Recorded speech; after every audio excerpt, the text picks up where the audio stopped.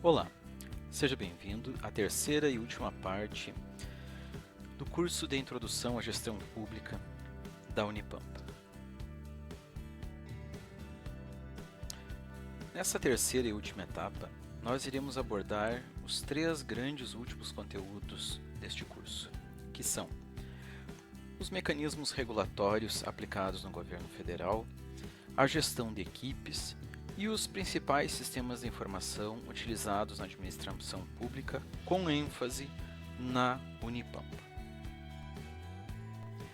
Antes de falarmos propriamente dito nos mecanismos regulatórios, nós precisamos conversar um pouco sobre a questão do acesso à internet no país. Por quê? Porque os mecanismos regulatórios, na atualidade, eles estão baseados quase que praticamente ou integralmente no uso da internet. Onde nós temos internet, portanto, o controle sobre esses mecanismos regulatórios é muito maior. E qual é a situação da internet no Brasil hoje? De acordo com o jornal Valor.com, um periódico financeiro, uma reportagem dia 3 de 11 de 2016 afirma que a maior parte do Brasil ainda está muito longe da banda larga. Diz na reportagem que o acesso à banda larga está presente em apenas 38% dos domicílios brasileiros. Portanto, é necessário que haja uma expansão no acesso à internet no país. Por quê? Devido às implementações legais, devido às questões das próprias empresas que têm que emitir notas fiscais via internet, o uso do sistema tributário que faz a declaração do imposto de renda e de outros impostos, no caso das empresas, através da internet. E, enfim, a própria questão do acesso à informação e os mecanismos regulatórios, portanto, estão atrelados ao fato das pessoas terem ou não acesso à internet.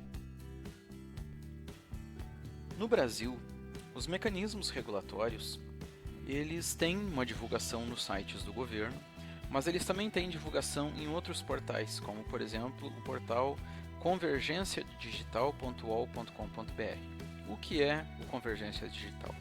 É um portal das principais empresas de telecom e alguns profissionais autônomos e mesmo o próprio governo que publica reportagens e informações pertinentes ao ambiente de telecom no país.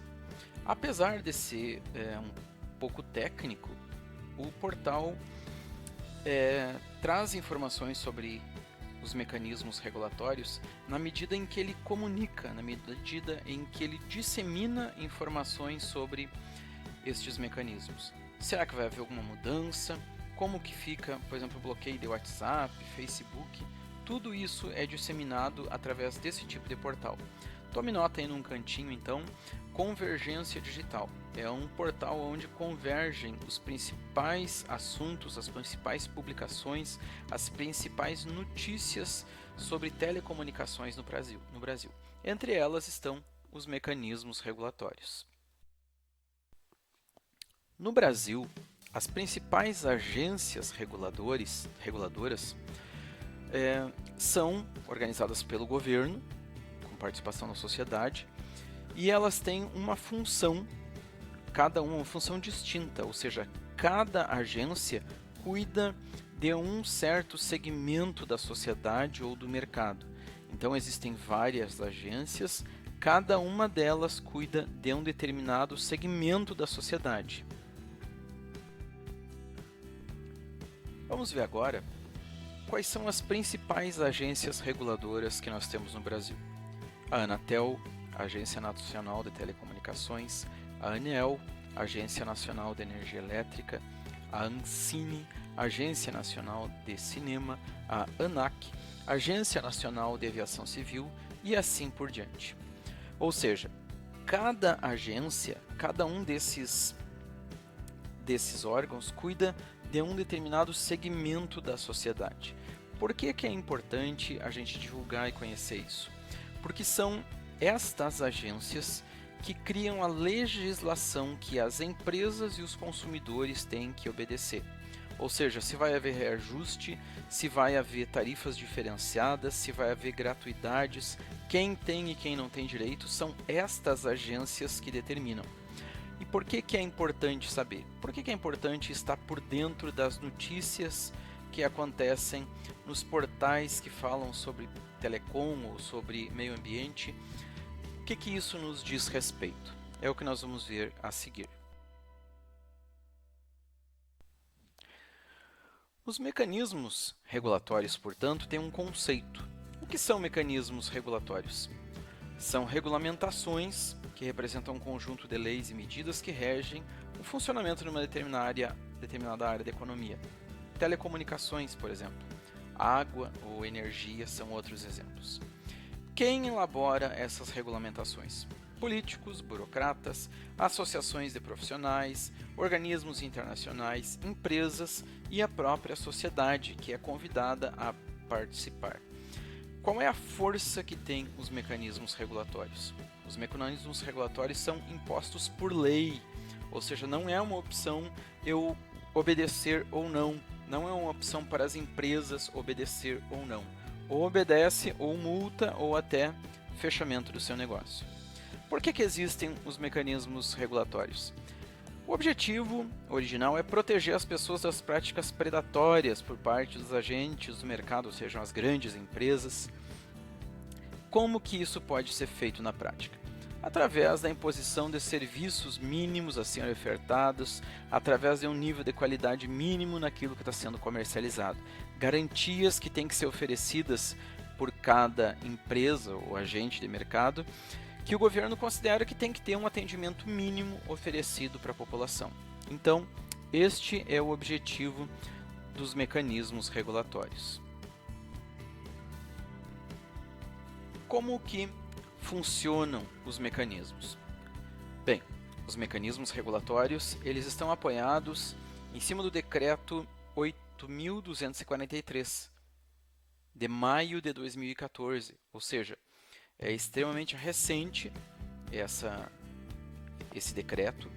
E o que ele diz? Ele institui a Política Nacional de Participação Social e o Sistema Nacional de Participação Social, além de alguns outros ajustes.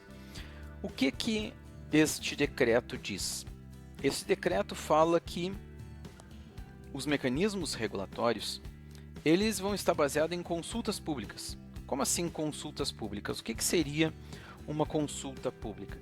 Uma consulta pública, ela tem como diretriz a ampla divulgação e prévia convocação do documento convocatório, ou seja, vai haver ampla publicação na internet principalmente, apesar de, em casos especiais, haver também nos jornais, onde se especifica qual o objetivo, qual a metodologia e quando que vai acontecer, quando que vai ser feita essa consulta pública.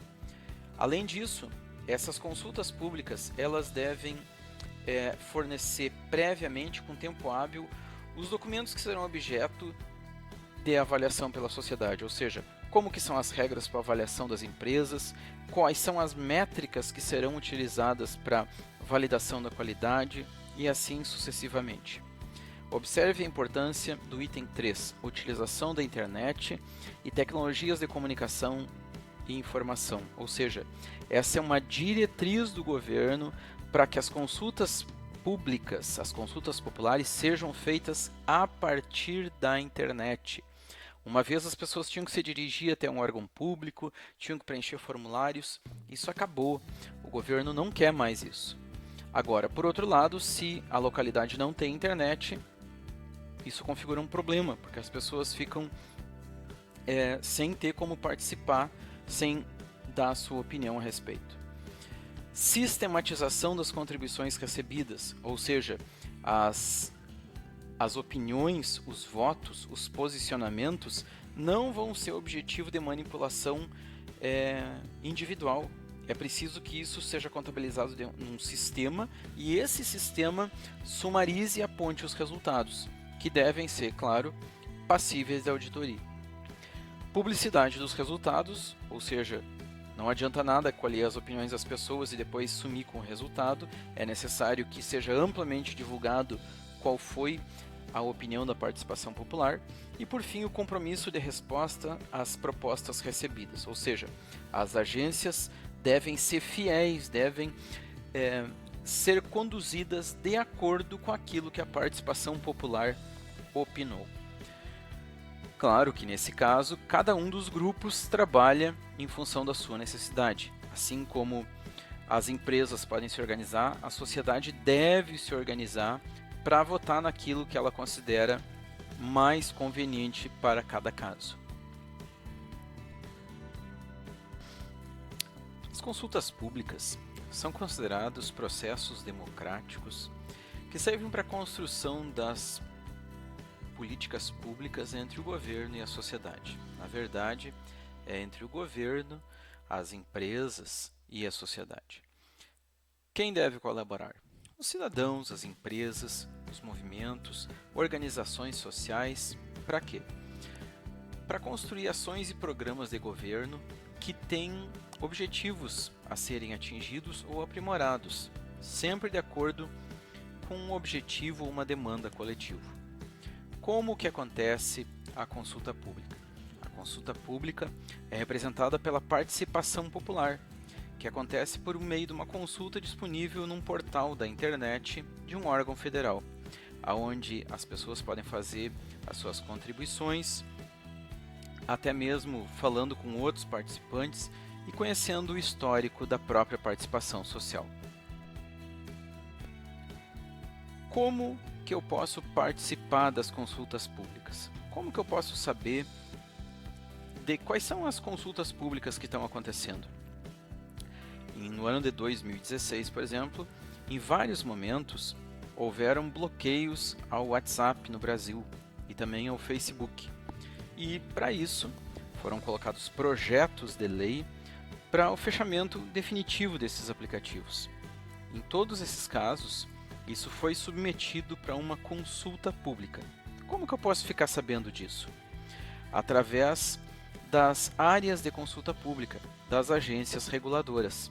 No caso do Facebook e do WhatsApp, isso ficou sob domínio da Anatel, Agência Nacional de Telecomunicações, e assim sucessivamente. Então, onde que aqui eu posso encontrar uma lista de todas essas agências, basta dar um clique numa delas que eu vou ter o formulário de preenchimento. Vamos ver um exemplo de um desses formulários de participação. Aqui nós temos um exemplo da formulário de participação da Anatel, as consultas públicas de canais de televisão, radiofrequências, celulares e mesmo da própria internet no Brasil. Então aqui eu tenho alguns exemplos de participação. Observem que eu tenho uma situação em andamento, pode ser concluído, o prazo de contribuição. Ali eu tenho a coluna de explicações de motivos, documentos anexos, e observe a última coluna, que é o número de visitas. Observe quantas pessoas participam dessas consultas. Levando em consideração a população do Brasil, que é 300 milhões de pessoas, o número é infinitamente pequeno. Mesmo que o acesso à internet seja escasso, um número extremamente reduzido da população participa das consultas públicas. Por que isso? No maior caso, porque as pessoas desconhecem as participações públicas, os mecanismos regulatórios, e por isso é importante a gente conhecer e divulgar essas participações. Agora que nós já analisamos e sabemos que existe um controle por parte das agências reguladoras sobre os projetos construídos pelo governo e sobre como as grandes empresas têm que obedecer e seguir as orientações definidas nesses projetos construídos com participação popular, nós vamos falar um pouco sobre outro mecanismo regulatório definido na Constituição Federal, onde existe um capítulo no artigo 70 que fala sobre a fiscalização contábil, financeira e orçamentária dos órgãos públicos. O que diz no artigo 70? diz que a fiscalização contábil, financeira, orçamentária, operacional e patrimonial de todas as entidades da União, da administração direta e indireta, será exercida pelo Congresso Nacional mediante controle externo e pelo sistema de controle interno de cada poder. Portanto, o Congresso Nacional exerce um poder de mecanismo regulatório quando ele avalia as operações financeiras e operacionais de cada órgão público. O controle externo, que cita no artigo 70, é em seguida explicado no artigo 71. Diz que o controle externo, fica a cargo do Congresso Nacional, será exercido com o auxílio ou através do Tribunal de Contas da União. Ou seja, aqui nós estamos diferenciando dois órgãos importantes, que é o TCU, o Tribunal de Contas da União, e a CGU, que é a Controladoria Geral da União. O que difere esses dois órgãos? O TCU é considerado um órgão auxiliar de controle externo do Congresso. Ele possui competência para julgar as contas dos administradores públicos em qualquer dos três poderes. Já a CGU, ela exerce o controle interno do Poder Executivo, apenas do Poder Executivo, com a atribuição de monitorar a gestão, recomendando melhorias ao longo do processo. Ou seja, a CGU é um órgão bem mais próximo do Poder Executivo, com o poder de avaliar a gestão dos órgãos públicos, determinando melhorias ao longo do processo. Então nós vemos aqui que todo esse mecanismo regulatório ele converge de alguma forma para o sistema de controle interno de cada órgão, onde, por exemplo, na Unipampa existe um controle chamado Audim, que é um setor que executa a auditoria interna. Esse setor ele pode ser consultado pela comunidade e com certeza fornece informações tanto para o TCU quanto para a CGU, que por sua vez executam o controle sobre todos os órgãos públicos da União. E agora então, nós temos o nosso exercício. Tem algumas perguntas, todas dentro do assunto que a gente fez nesse capítulo até esse momento.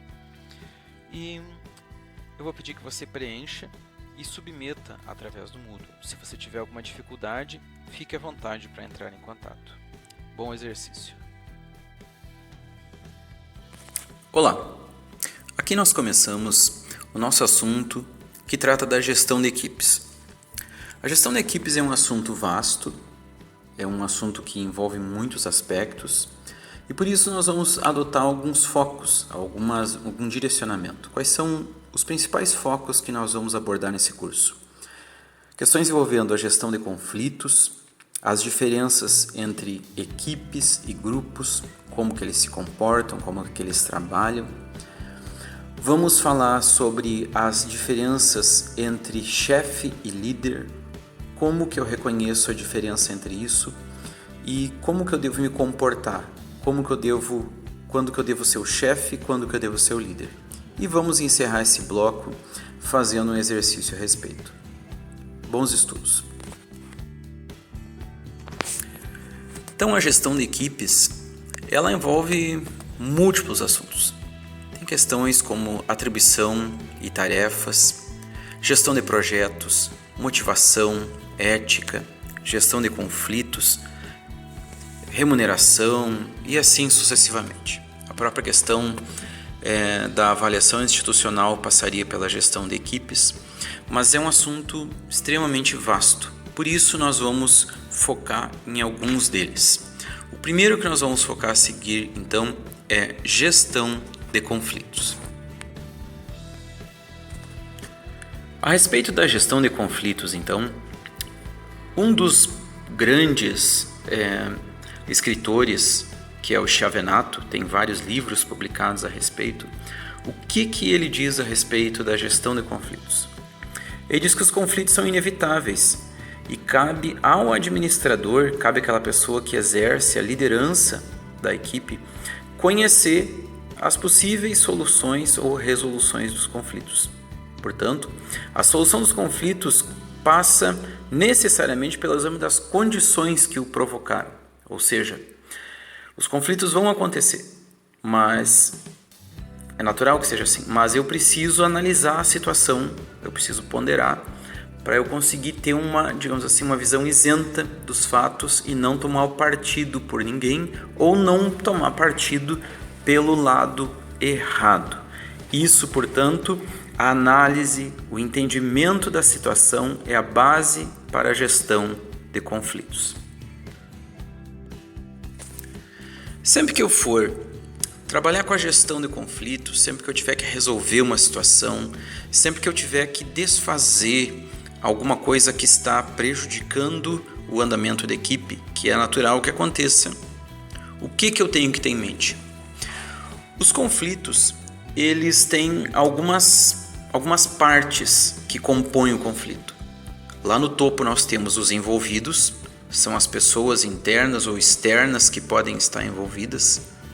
Eu tenho a causa, que é o que causou, o que disparou o conflito, por assim dizer. Eu tenho as possíveis soluções, abordar o problema, ignorar o problema. São possíveis soluções, pedir ajuda externa, chamar as pessoas para uma conversa, conversar com cada um em separado, escrever uma normativa. Dependendo do caso, eu tenho que avaliar quais são as possíveis soluções. E eu preciso saber quais são os riscos envolvidos, ou seja, vamos supor que eu opte por não abordar, não resolver o conflito. O que vai acontecer? Ou vamos supor que eu adote uma estratégia superficial, uma estratégia que não alcance a causa raiz do problema. O que pode acontecer? O que isso vai acarretar? Então, a gestão de conflitos envolve a análise do cenário, caso a caso. A gestão de conflitos no serviço público, ela envolve alguns princípios, ela envolve algumas qualidades, ela envolve algumas atitudes que estão explicitamente ou implicitamente determinadas pela lei, como, por exemplo, a legalidade. Lá na parte inferior desse slide, nós vemos que a legalidade é um requisito que deve ser usado para a solução de conflitos. Observe que nós temos legalidade, coragem, imparcialidade, discrição, etc. Vários atributos. A gestão de conflitos não envolve o nível de amizade que eu tenho com a pessoa, por exemplo. Lógico, nós precisamos dos amigos, precisamos das pessoas, das alianças, porém, a gestão de conflitos ela tem que ser imparcial. É por isso que o requisito imparcialidade está no topo desse slide. Acima de tudo, a gestão de conflitos exige imparcialidade. Então, as pessoas que não conseguem agir dessa forma não devem assumir uma posição de liderança, porque para resolver o conflito eu preciso ter imparcialidade. Somente aí eu vou conseguir agir dentro da lei. Para agir dentro da lei, eu preciso ter coragem. Eu preciso encarar as coisas de frente, como elas são. Do contrário, eu vou estar promovendo uma solução fictícia, uma solução imaginária, que não vai resolver o conflito. Finalmente, a gestão de conflitos envolve discrição. Resumidamente, significa que não adianta eu chamar a atenção das pessoas publicamente, não adianta eu mandar e-mails para uma lista inteira, não adianta eu eu transmitir ordens indiretas, eu falar por alto, porque isso não é a solução do conflito. Como que nós devemos agir, então? A solução de conflitos, ela envolve alguns gráficos. Digamos assim, esse gráfico representa a síntese dos interesses envolvidos. Nós temos aqui no eixo X, nós temos os interesses dos outros e no eixo Y, os nossos interesses. Quanto mais crescem os nossos interesses, maior é a dominação sobre o grupo. Quanto maior nosso interesse, maior a dominação. E o compromisso é proporcional. É por isso que o compromisso está no centro. Quanto maior o nosso interesse, provavelmente maior o compromisso e maior a nossa dominação sobre o grupo. Por outro lado, quando crescem os interesses dos outros, eu tendo à acomodação. Não vou me envolver com isso porque não me diz respeito. Então, se eu observar demais apenas os meus interesses, eu domino sobre os restantes, eu esmago os restantes. Se os interesses dos outros prevalecem, eu vou tender à acomodação e as outras pessoas da mesma forma. Qual será o ponto ideal então? Eu preciso achar um equilíbrio entre o meu interesse e os interesses dos outros. Eu não posso simplesmente me acomodar, porque todos seremos prejudicados. E eu não posso dominar, eu não posso esmagar os demais, porque aí eles irão se acomodar. Por outro lado, se eu não tiver interesse e os outros também não tiverem interesse, eu chego na situação do evitamento, que é aquela situação onde todos querem fugir do conflito, fugir do problema. O extremo oposto do evitamento é a colaboração. É aquela situação de elevado entendimento, onde as pessoas conseguem abrir mão de uma parte dos seus interesses em prol dos interesses dos demais, e os demais também abrem mão de uma parte do seu interesse em prol dos restantes. É muito comum existirem os conflitos por causa de questões de honra, por questões de gostos pessoais. Para que eu consiga resolver o conflito, portanto, eu preciso ter em mente que eu preciso chegar no objetivo final, que é a colaboração. Antes de prosseguir na nossa análise, vamos falar um pouco sobre a diferença entre a equipe e o grupo. O que caracteriza uma equipe? Uma equipe é um conjunto de indivíduos aplicados na realização de uma mesma tarefa ou trabalho. A equipe, ela tem um desempenho melhor quando todos atuam conjuntamente. As equipes normalmente são multidisciplinares e nós percebemos que a soma das habilidades individuais entrega o resultado final mais rapidamente do que se uma única pessoa ou cada um trabalhasse individualmente. Nas equipes, um dos integrantes assume a liderança durante um certo tempo, ou seja, temos a figura do coordenador. O que é o coordenador? Portanto, é um líder temporário. Os conflitos nas equipes são tidos como positivos, porque as pessoas conseguem desenvolver um nível de respeito tal que elas sabem que apesar das diferenças, apesar das divergências, elas conseguem colaborar para promover, para atingir, para chegar ao resultado final. Nas equipes, o nível máximo de satisfação é resultado do sucesso do empreendimento, a entrega de determinado trabalho. Os grupos, eles não estão aqui no sentido de grupo de trabalho, não é exatamente essa designação dessa palavra. Grupo é aquele grupo que se reúne por algum interesse. Os grupos, ao contrário das equipes, normalmente as pessoas se aproximam por afinidades. É o grupo do corredor, é o grupo de amigos, é o grupo da igreja. As pessoas trabalham individualmente pelo mesmo fim, ao contrário da equipe, onde as pessoas trabalham conjuntamente. Os grupos são agrupados formal ou informalmente, eles surgem ao acaso.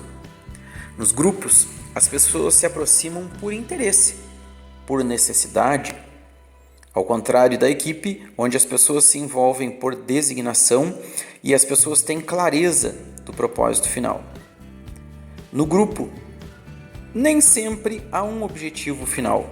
O grupo do cafezinho, por exemplo. Compartilhar experiências, relaxar, bater um papo, seria o típico comportamento do grupo. Não tem um objetivo final naquela reunião. Os grupos, eles podem ter um caráter informal, eles podem não ser necessariamente designados. Nos grupos, os conflitos são negativos. As pessoas se magoam, as pessoas tomam aquilo para si. E nos grupos, finalmente, a satisfação decorre da convivência e não pela entrega de um resultado. Pense a respeito disso. Será que nós temos trabalhado em torno de equipes ou em torno de grupos? Retomando o nosso gráfico, o que seria o evitamento? Evitamento é aquela situação em que o indivíduo evita envolver-se no assunto, deixando os eventos seguirem seu próprio curso. Deixa que a correnteza me leve. Vou seguir o rumo dos acontecimentos. Isso caracteriza o evitamento. Na mente dessas pessoas, é preferível não me envolver nesse diferendo, nessa decisão. O indivíduo ignora ou negligencia os interesses de ambas as partes. Ele abre mão até do seu próprio interesse, dê no que der, deixa que aconteça o que for. Evitamento, resumidamente, é um pensamento que diz que deixemos que o problema se resolva por si próprio. Será que esse tipo de atitude ele traz benefício ou traz prejuízo para as pessoas e para as organizações? A próxima atitude é a acomodação. A acomodação é uma tentativa de satisfazer os objetivos dos outros, abrindo mão, negligenciando seus próprios interesses. É quando a pessoa se acomoda e aceita que a vontade dos outros prevaleça. Em outras palavras, às vezes até apoia opiniões contrárias, mesmo quando tem sérias reservas sobre aquela atitude. É uma atitude de subjugação, é uma atitude de estar debaixo da vontade de alguém. A acomodação, portanto, também é um reflexo de um evitamento. A acomodação é uma situação que normalmente traz prejuízos para as equipes. Os sentimentos opostos envolvem a dominação. O que é dominação? Dominação é a tentativa de satisfazer os próprios interesses, ignorando os demais. Para eu ganhar, preciso que fazê-lo perder, preciso que você perca alguma coisa. A dominação é uma tentativa de alcançar os meus objetivos, inclusive sacrificando os objetivos dos outros. Na dominação eu não cedo, eu não dou o braço a torcer, eu sou o dono da verdade. Essa é uma situação que, por sinal, tem se revelado no Brasil ultimamente. Algumas pessoas se consideram donas da verdade, elas estão num patamar elevado e elas não conseguem abrir mão do seu entendimento, não cedem nas suas posições. O sentimento mais elevado na gestão de equipes é o compromisso.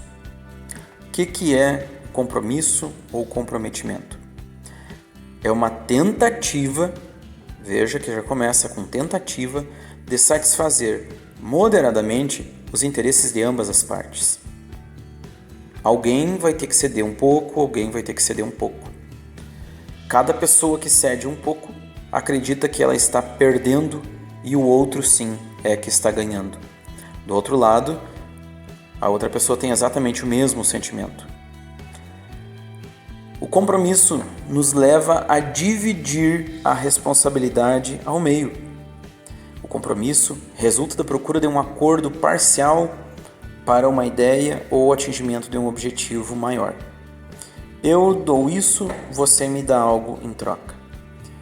Então, o compromisso envolve múltiplas faces do comportamento humano, como a fidelidade.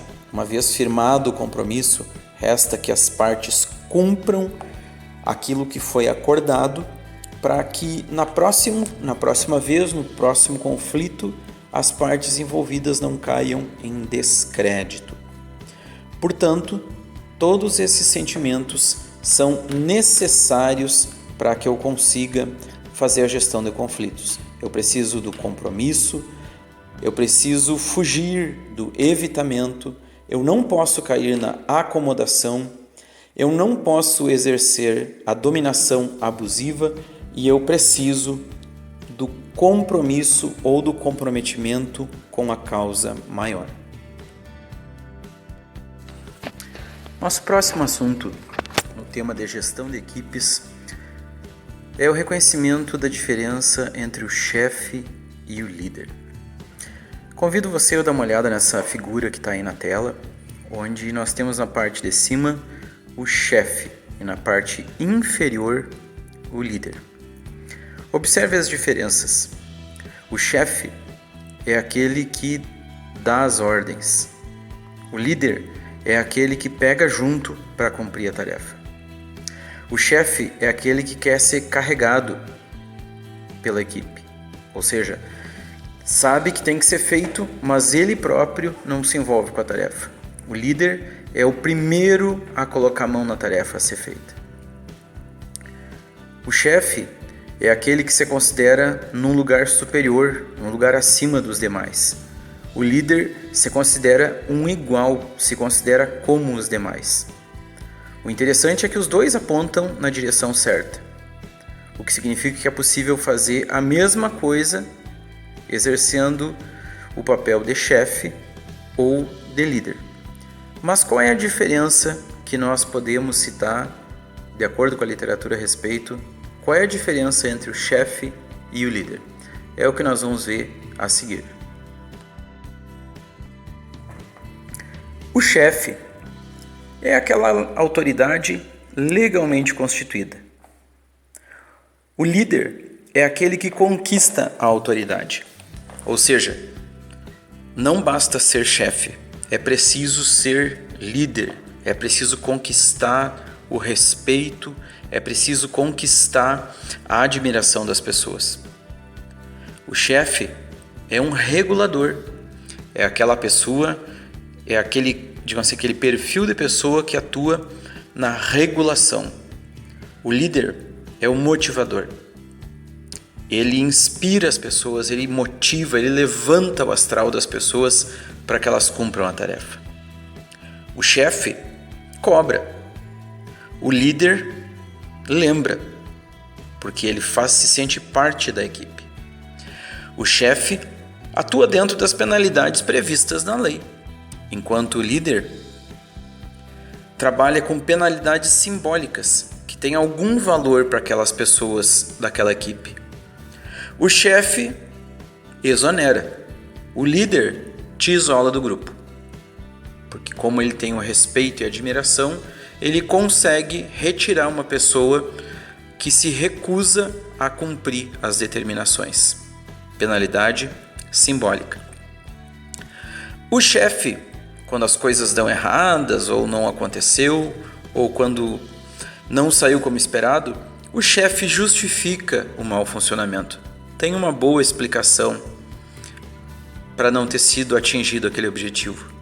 O líder se sacrifica pela equipe e evita que a coisa dê errado e faz com que as coisas sejam cumpridas. Será que nós temos agido como chefes ou temos agido como líderes? Vamos ao nosso exercício desse capítulo, portanto.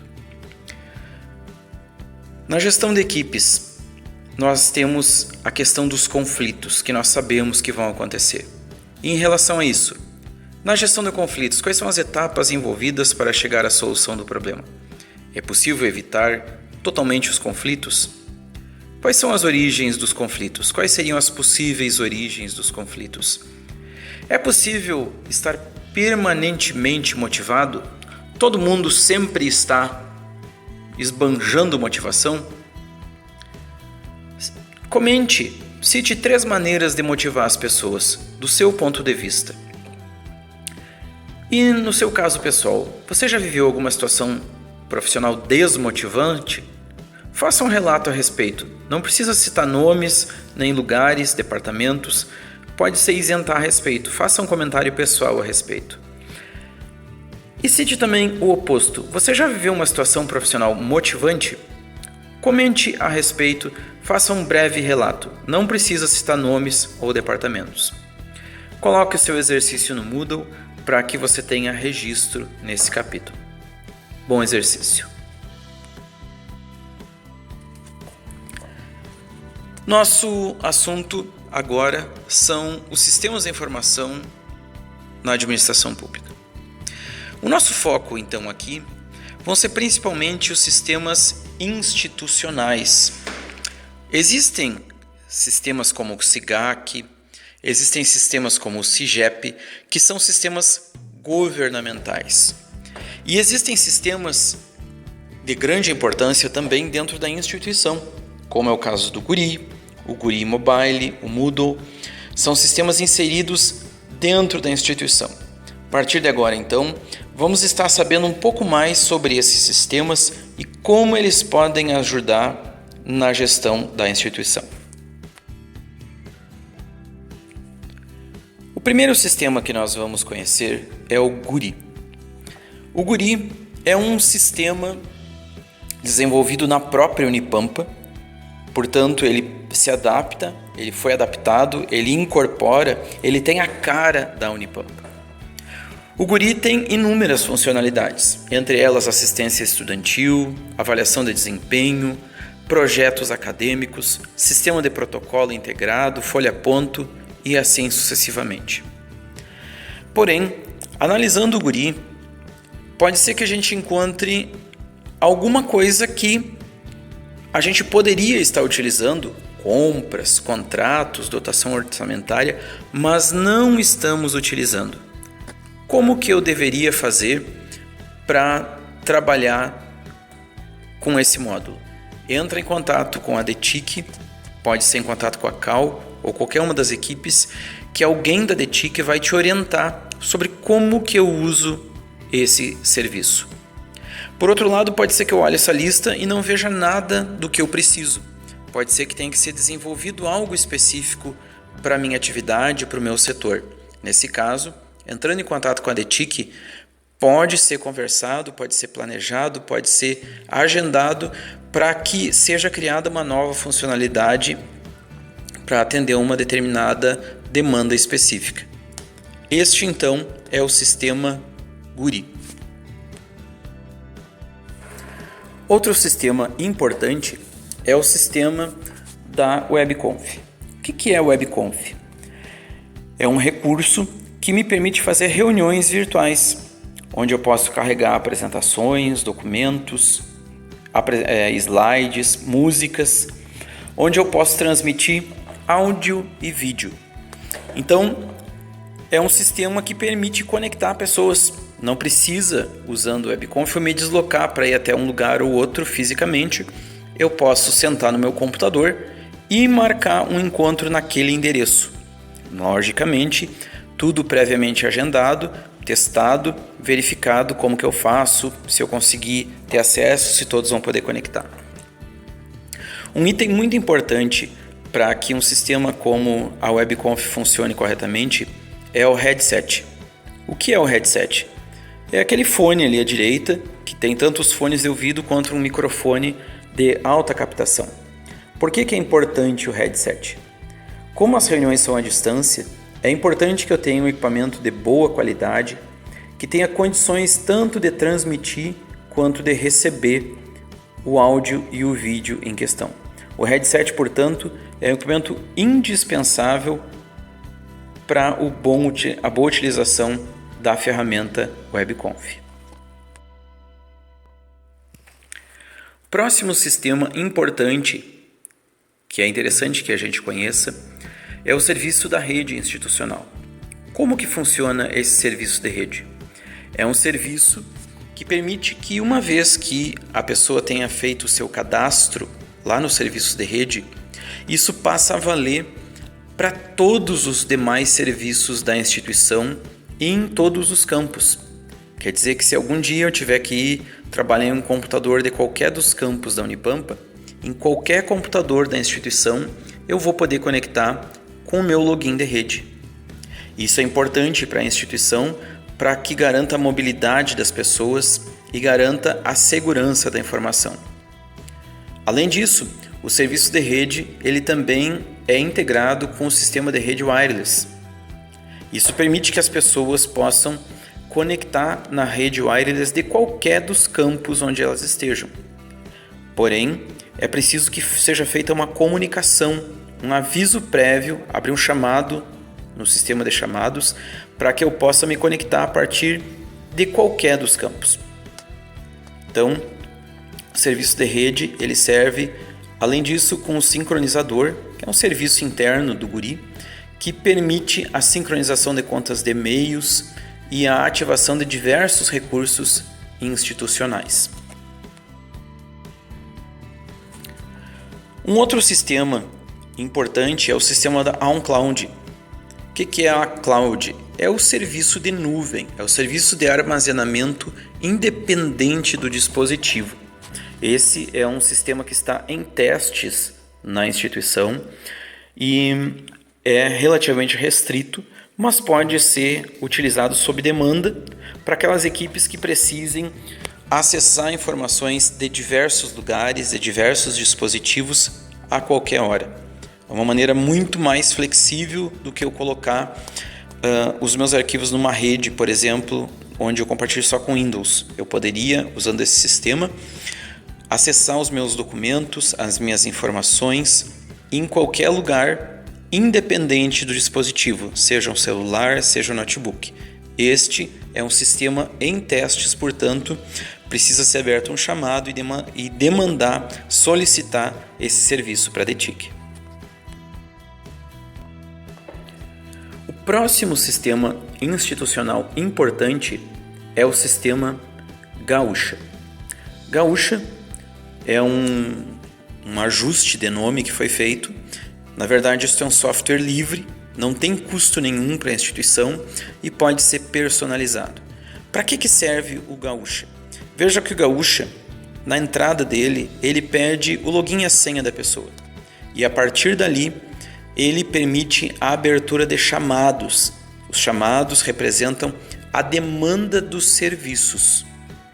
Por que tem que ser feito o registro dos chamados? Por vários motivos. Um deles é a questão da prioridade. As equipes que atendem os chamados, elas precisam de algum norte, elas precisam de alguma coisa que dê para elas uma direção, que dê para elas um rumo. E os chamados são priorizados de acordo com o registro. Se eu não quiser fazer o registro, eu não sou prioridade na fila de atendimento. Portanto, a partir de agora vamos conhecer um pouco mais sobre o Gaúcha.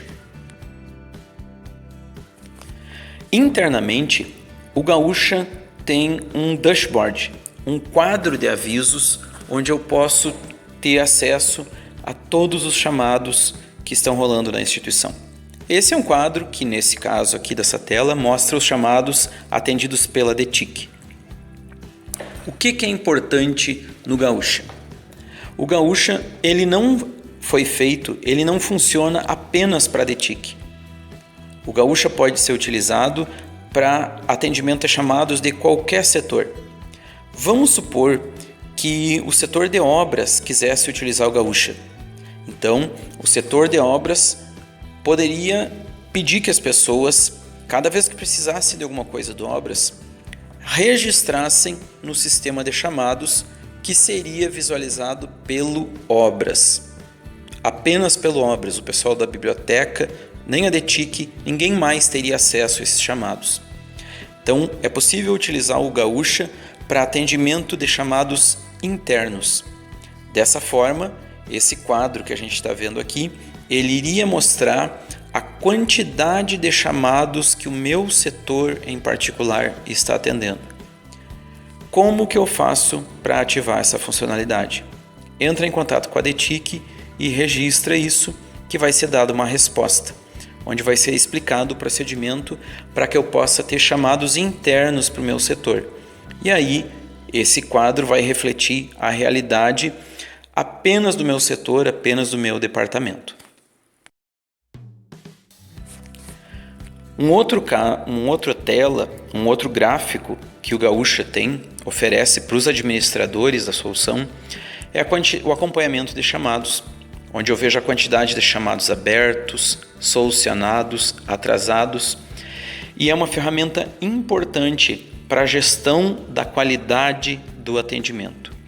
Então, se o seu setor onde você está precisa monitorar a qualidade do atendimento, precisa de uma memória dos documentos envolvidos no trâmite de processos, talvez o Gaúcha seja uma solução para a sua necessidade, já que ele pode ser adaptado para ser usado em cada departamento e não apenas pela DTIC. Outro sistema importante que pode ajudar tanto na minha gestão de equipes, na gestão de atendimentos, é o Redmine. Para que serve o Redmine? Serve para o gerenciamento de projetos. O gerenciamento de projetos é uma maneira, é um recurso, é uma ferramenta onde eu cadastro as principais etapas do projeto, onde eu digo quais são os prazos, quais são os recursos que vão ser demandados, e a partir dali eu repasso essas tarefas para minha equipe e eu passo a ver como que está o andamento do meu projeto. Mesmo que o projeto seja abandonado, seja paralisado, seja temporariamente abandonado e retomado mais tarde, o Redmine é uma ferramenta importante que me dá uma visão geral dos projetos do meu setor.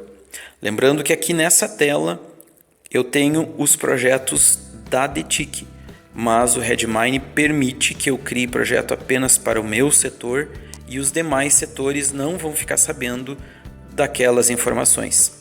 É uma ferramenta importante, portanto, para a gestão e acompanhamento de projetos. Outro sistema importante na Unipampa é o sistema de videoconferências. Qual é a diferença entre a videoconf e a webconf? A webconf é aquela em que cada participante tem um computador, tem um headset e se conecta na reunião através do seu computador em particular. A videoconf é um sistema onde todos os interessados vão para uma única sala, não precisa necessariamente do seu computador, e todos que estiverem naquela sala estarão participando da videoconf. Webconf, portanto, uso individual. Videoconf é para quando várias pessoas vão participar no mesmo ambiente. Características importantes da videoconf é que eu tenho que ter um agendamento prévio para a alocação dos recursos, e isso aí tem que ser demandado via sistema de chamados no STIC local, para que possa ser tudo organizado e colocado em condições de que naquele momento a videoconf possa ser utilizada.